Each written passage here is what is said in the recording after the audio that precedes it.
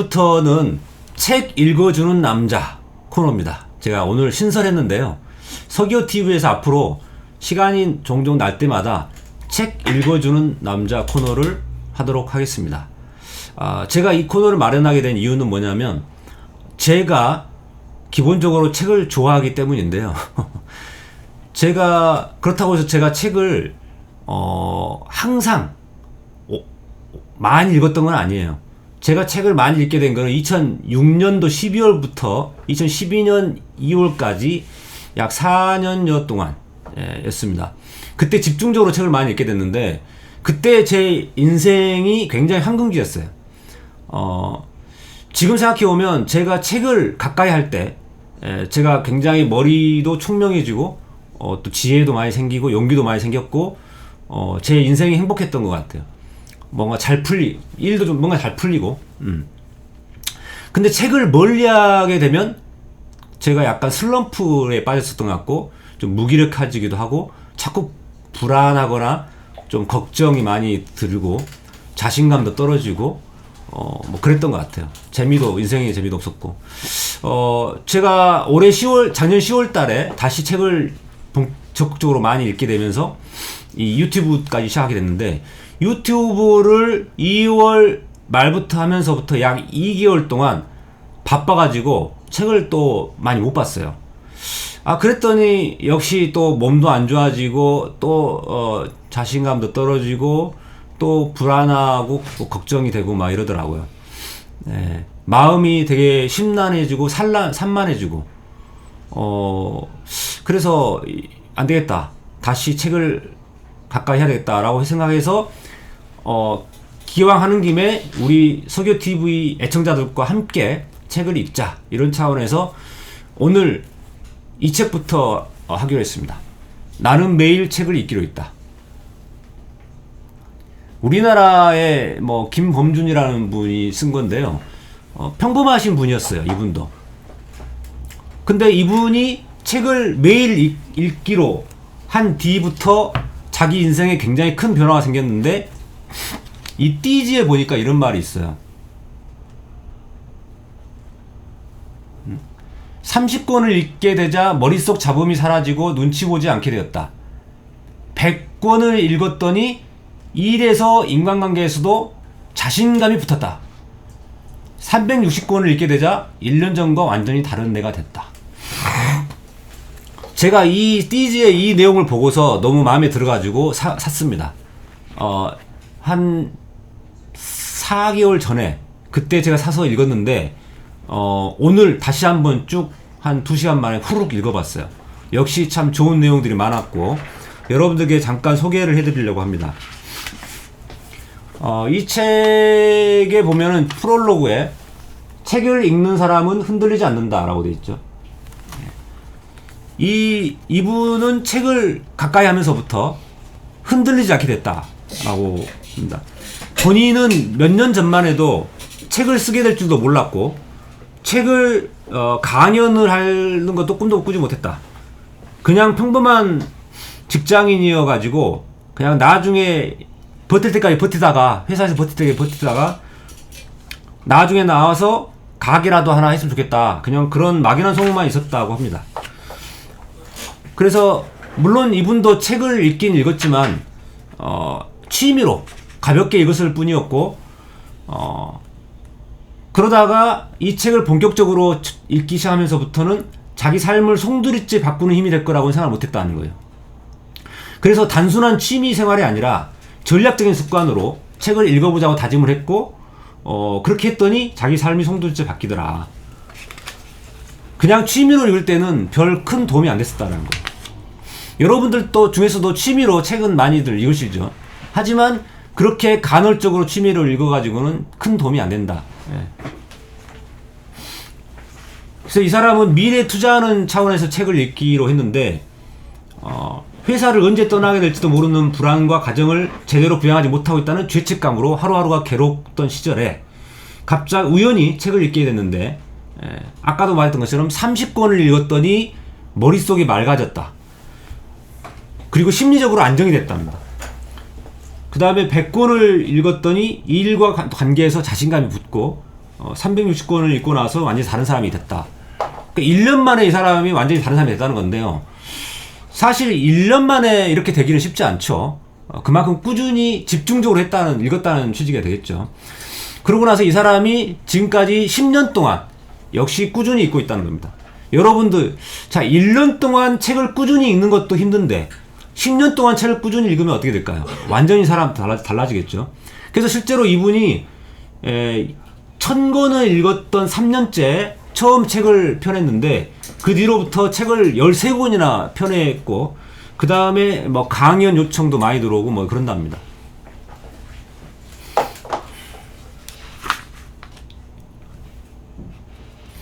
자, 그래서 본격적으로 내용에 들어가 보면요. 우선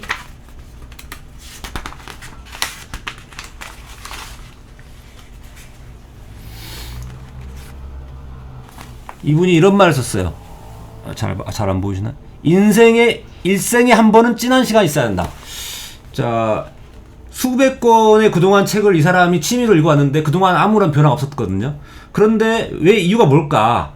그래서 어떤 아는 형님한테 물어봤더니 진짜 매일 세수하듯이 밥 먹듯이 공부했을 때 자기가 뭔가 성과 나더라 이런 이야기를 했고, 그래서 취미가 아니라 하루에 한 페이지라도 읽는, 그리고 시간만 나면 스마트폰 켜는 습관처럼 일상적으로 책 읽는 습관을 들여보자 이렇게 자기가 했더니 진짜 변화가 있었고, 그 다음에 설령 어떤 목표에 도달하지 못하더라도 그렇게 일생에 진하게 어떤 독하게 도전해본 경험이 있으면은 어떤 일에도 주저없이 뛰어들 용기를 주게 된다라는 거죠. 그래서 자, 세상에서 가장 어렵다는 나를 바꾸다. 이 사람이 그렇게 해서 바뀌었는데 자기의 약점이라고 생각했던 내성적인 성격을 극복하고 영업 운매에서 놀라운 성과를 거두어서 인정받았다는 겁니다. 이 사람이 되게 내성적인 사람이었나 봐요. 그런데 책을 읽으면서 바뀌었다라는 것이고, 태도와 행동이 바뀌어가지고 자신감이 많이 생겼다라는 거예요. 신세한탄이나 불평불만 터트리는 거 좀 안 하게 되고, 남 험담할 시간에 그 시간에 책을 읽었다. 복잡한 세상에서 나를 휩쓸리지 않게 하는 창의호 방패가 됐었고, 삶을 바라본 시각이 긍정적으로 바뀌었다라고 합니다. 어지럽던 내 마음을 다스릴 수 있게 해 주었다는 것이고요. 근데 이 부분을 읽어보니까 저하고 되게 비슷해요. 저도 되게 사실 내성적인 사람이었는데 어디 가서 뭐 누구 앞에서, 여러 사람 앞에서 말하고 그런 거 잘 못했어요, 원래 사실은. 그런데 사실은 제가 책을 전혀 안 읽다가 2006년도 12월 달에서야 처음으로 책을 본격적으로 읽기 시작했어요. 사람들이, 여러분들이 신생할 때 제가 공부도 했으니까 책을 많이 읽었을 거라고 생각하실 텐데, 저는 참고서라든가 법률 서적이나 이런 시험 공부를 위해서 책은 읽었어도 일반적인 책은 잘 안 읽었어요. 오히려 독특한 케이스인데, 옛날에는 책을 안 읽어도 시험 공부는 잘할 수 있었거든요. 예, 그러다가 2006년도부터 책을 읽기 시작했는데 진짜로 한 4년간 집중적으로 책을 읽었더니 이렇게 좀 바뀌긴 하더라고요. 그래서 엊그저께 정청래 의원께서 전화가 와가지고 정청래 TV 시작하기 전에 저보고 뭐 요즘 뭐 잘 지내요? 뭐 하면서 제가 요즘 몸살 감기 나가지고 힘들다고 그랬더니 자기는 몸살 좀 나봤으면 좋겠대요. 그만큼 체력이 좋으시다는 건데, 그래서 제가 참 부럽다고 했습니다. 그런데 제가 정청래 의원님 같은 그런 체력 좋으신 분들을 보면서 부러워만 할 게 아니라 나의 강점을 살려보자. 그러니까 나의 약점을 바꾸긴 쉽지 않죠. 저의 약점인 이 저질 체력을 바꾸려면 운동도 해야 되고 뭐 해야 되는데 굉장히 어려워요, 저한테는. 예. 근데 제가 갖고 있는 강점을 살리는 건 좀 쉽죠, 상대적으로. 생각해보니까 제가 강점이라고 할 수 있는 거는 책을 많이 읽는 것일 것 같더라고요. 그래서 오늘부터 다시 본격적으로 책에 다시 몰입하기로 했는데, 작년 10월부터 책을 막 몰입을 했더니 생산적인 어떤 창의적인 생각들이 많이 떠오르고 하면서 유튜브까지 하게 된 거거든요. 그래서 이제 다시 제가 책에 몰입하려고 합니다. 저의 강점을 살리는 거. 여러분들도 각자 강점이 있으실 텐데 책 읽는 게 강점이 아닌 거 다른 게 강점이 있는 분이 있을 수 있어요. 그런 분들한테는 지금 제가 오늘 이 자리에서 지금 하는 이야기들이 별로 와닿지 않을 수가 있습니다만은 저는 그냥 저의 강점을 살리는 차원에서 책 읽는 거에 대해서 말씀드리고자 합니다. 그 다음에 되게 중요한 이야기인데요. 당신의 독서는 소비인가 투자인가? 흔히들 일반적으로 책을 좀 읽는 분들이 대부분 취미로 하시는 거고 그것은 대부분 소비에 불과하다. 그것은 목표 없이 그냥 1년에 책 100권 읽겠다. 이것은 의미가 없다는 거예요. 목표를 가지고 그리고 어떤 목적을 가지고 내가 어떤 책을 읽고 싶은가 이걸 생각하면서 읽어야 된다는 겁니다.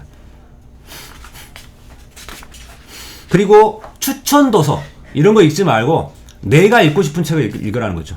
내가 필요한 책. 그 다음에 읽는 것이 다 아는 것은 아니죠. 자, 그러니까 읽는 게 중요한 게 아니라 아는 게 중요한 게고 책에 있는 것을 나의 것으로 소화해야 되는데 그러려면 책을 나의 것으로 소화를 시켜야 되니까 그 점이 되게 중요하죠. 그 대목에서 이제 이 저자는 이런 말합니다. 저자의 어깨에 올라서 넓은 세상을 보자 이런 제안을 하는데 이건 무슨 뜻이냐면요. 저자가 갑이고 나는 을이어가지고 책의 내용을 그대로 그냥 저자가 하는 말을 달달 외우거나 뭐 깊고 파고드는 이런 공부를 하라는 게 아니라는 거죠.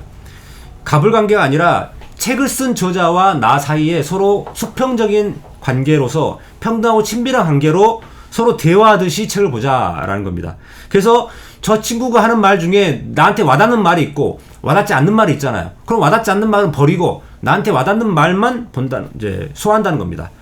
그러니까 책에 있는 중에서도 나한테 와닿는 것만 보면 되는 거죠. 핵심만 추출해서 볼 필요 있는 거지 그냥 책을 다 열심히 다 읽을 필요가 없다는 겁니다.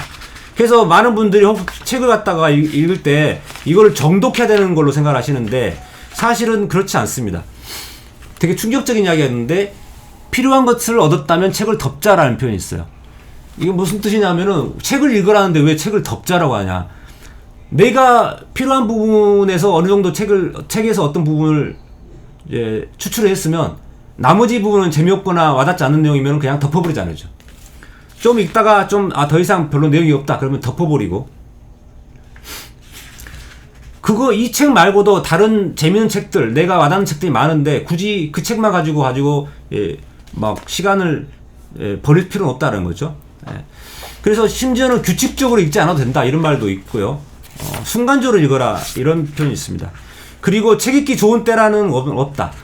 시간 여유 있을 때 보통 책 읽어야 된다고 생각하는데 그냥 틈만 나면 읽는답니다. 이 사람들은. 그래서 이 사람은 시공간을 따지지 않고 스마트폰을 여러분이 보실 때 시공간을 따지지 않듯이 화장실에서나 지하철에서나 언제나 틈만 나면 책을 본다. 그래서 이분은 아예 책을 들고 다닌대요. 스마트폰을 전철 탈 때 스마트폰을 오히려 가방에 집어넣고 책을 손에 들고 다닌다는 거예요.